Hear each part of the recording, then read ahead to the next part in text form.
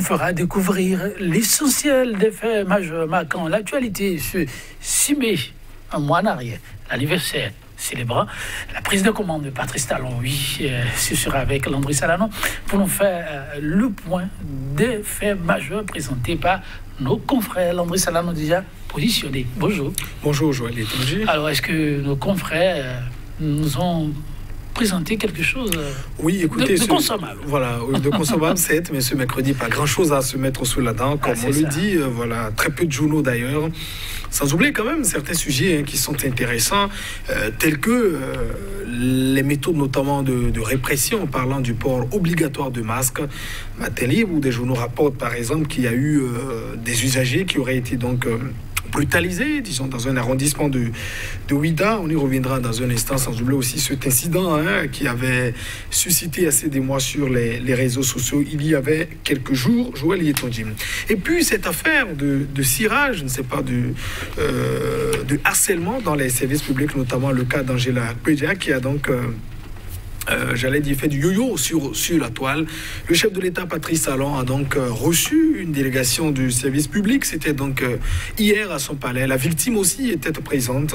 La présumée victime était aussi présente. Sans oublier aussi le ministre de la Communication et certains membres du gouvernement qui ont donc assisté à cette rencontre. Qu'ont-ils dit? Je vous l'ai dit, notre appréciation, notre regard. On y reviendra aussi dans un instant. Voilà donc les deux sujets, j'allais dire, qui tiennent donc le haut du pavé. Aussi des journaux, les canards qui ne sont donc pas venus ce mercredi. Déjà pas mal, on va donc y aller. On démarre avec Quotidien. Nous démarrons avec Matin Libre. Matin Libre qui parle de la répression pour non-port de masque. Des usagers de la voie sont oppressés, nous dit le journal. Le cas de Hozon à Ouidah, Hozon qui est donc un arrondissement de la commune de Ouidah. Ouidah situé donc à 30 km de Cotonou. Le Quotidien qui poursuit. Priorité à l'amende de 6 000 francs CFA ou à la santé des populations. C'est donc une interrogation à la une du journal. Et puis Covid-19, reprise des cours à l'université. Les recommandations de l'intersyndicale figurent également dans les colonnes du journal. On n'oublie pas aussi cette opinion de Adjovi Setondi Roland. Le Bénin et la Cour africaine, quel futur? Voilà, l'opinion a été donc publiée dans les colonnes du journal Matin Libre en sa parution du jour. Dynamisme Info nous parle de cette dénonciation de faits de harcèlement sexuel à l'ORTB. En bon père de famille, dit le journal, Patrice Talon s'imprègne de la situation. Le Quotidien qui rapporte que le chef de l'État a évidemment reçu donc la présumée victime, les membres de l'office, de la direction de l'office et aussi quelques membres de son gouvernement autour d'une séance. D'ailleurs, un communiqué a donc sanctionné, a davantage renseigné sur cette rencontre qui s'est donc tenue au palais de la présidence ce mardi. Et pendant ce temps, le nouvel observateur s'intéresse déjà à la rouverture des salles de classe. Ce sera donc lundi prochain, fermé à cause de la Covid-19, dit le journal. Les écoles vont rouvrir leurs portes, mais à quelles conditions, s'interroge le Quotidien. Et vous avez la possibilité de lire donc les recommandations de l'UNAPEB. L'UNAPEB qui a donc rendu public un communiqué, voilà, que se propose d'ailleurs aujourd'hui de publier le journal, le nouvel observateur. Et le confrère de la matinée qui s'intéresse aussi à cette épidémie notamment. Et puis cette réflexion de Ganéou Soglo dans le journal. L'Afrique doit donc tirer les leçons de la crise afin de se refaire un nom. Voilà ce que dit donc le journal, le confrère de la matinée qui rapporte les propos de Ganéou Soglo, ancien ministre, ancien député, et qu'il faut rappeler aussi est donc le fils de l'ancien président de la République, Nicéphore Dieudonné Soglo. Je l'avais prévenu, Joël Etonji, pas assez de journaux ce matin. Merci Landry Salanon, il y a quand même de la matière, il y a pas mal. On va y aller avec Dynamisme Info. Cette affaire qui a fait grand bruit, harcèlement en milieu de travail, cas spécifique d'organes de presse. Le chef de l'État s'est finalement intéressé au dossier. Nous apprend Dynamisme Info en bon père de famille. Patrice Talon s'est imprégné de la situation. Oui, Patrice Talon qui s'est imprégné de la situation à travers une rencontre qu'il a donc eue, c'était ce mardi avec Angela Peja, la présumée victime, les membres de l'office, de la direction de l'office, également quelques membres du gouvernement, un communiqué qui est donc d'ailleurs intervenu. Un bon père de famille nous dit donc ce matin de Dynamisme Info, le chef de l'État s'est donc imprégné de la situation. On peut estimer, je vois les on dit que en tant que président de la République, quand une situation, une affaire a donc cours, le chef de l'État peut, je dis évidemment peut, décider quand même d'intervenir et d'écouter les différents acteurs, parce qu'évidemment c'est lui qui a donc la responsabilité, disons, de notre sécurité. S'il y avait donc une situation un peu malencontreuse qui devait donc advenir, voilà, on le tiendrait responsable. Donc, il peut évidemment décider d'écouter les uns les autres. Sauf que le cas dans lequel nous sommes ici actuellement, il s'agit quand même d'une question de harcèlement présumé. On peut peut-être s'exprimer de cette manière. On a vu la victime soutenue par d'autres victimes aussi qui sont donc intervenues à travers les réseaux sociaux.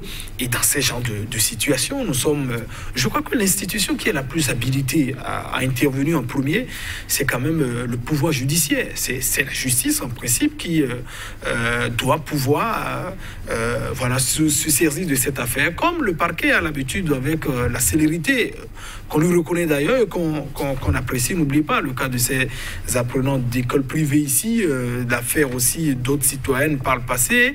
On a vu avec quel empressement le parquet s'est donc saisi de ces affaires. Donc, l'institution, une fois encore, la plus habilitée, c'est évidemment la justice. Et d'ailleurs, le retard qu'observait déjà le parquet dans, disons, l'ouverture d'une enquête, beaucoup de personnes se posaient des questions. Pourquoi on ne voit pas le procureur dans ce genre de situation? Et que dans ces situations, c'est le chef de l'État qui, comment dit-on, le précède.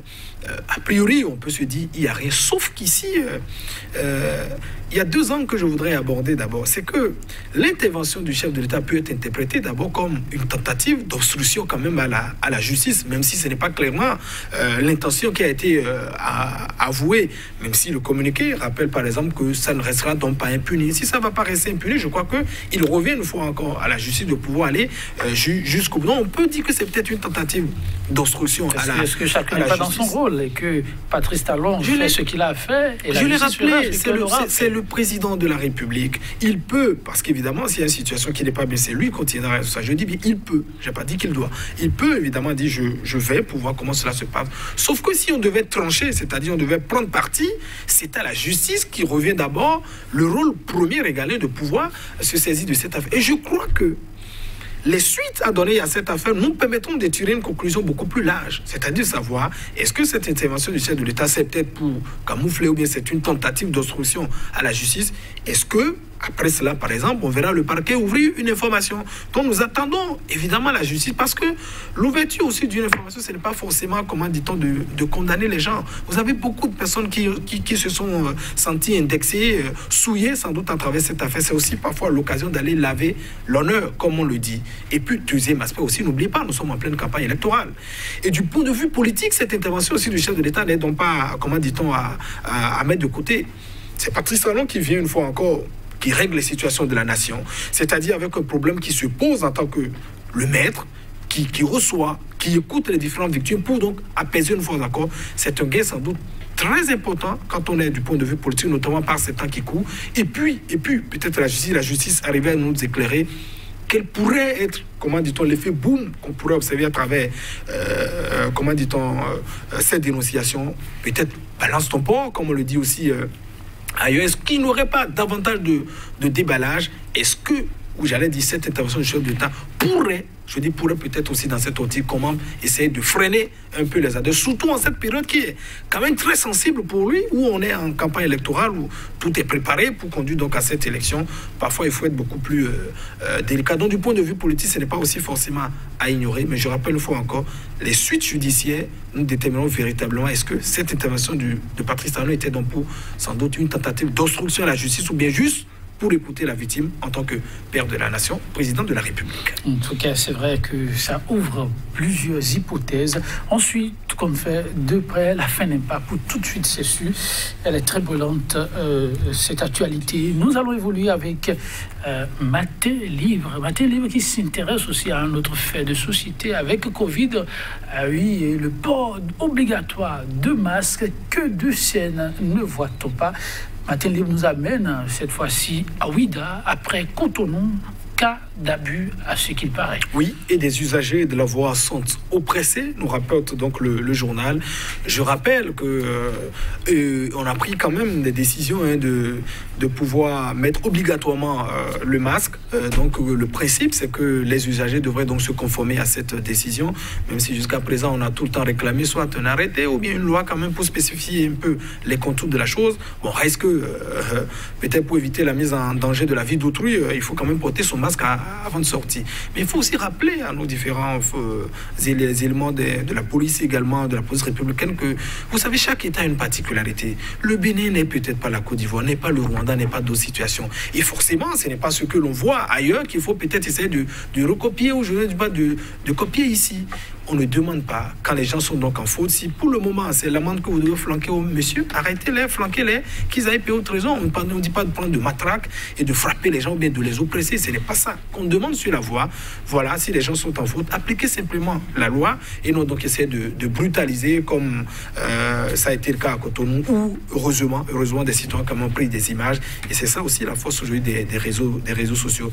Je crois que les responsables de la police républicaine sont au courant et doivent davantage intervenir pour calmer ces arbres. Merci à vous, Landry Salanon, chers téléspectateurs, merci. Nous allons découvrir d'autres sujets avec nos confrères. Ça va être pour demain. Au revoir.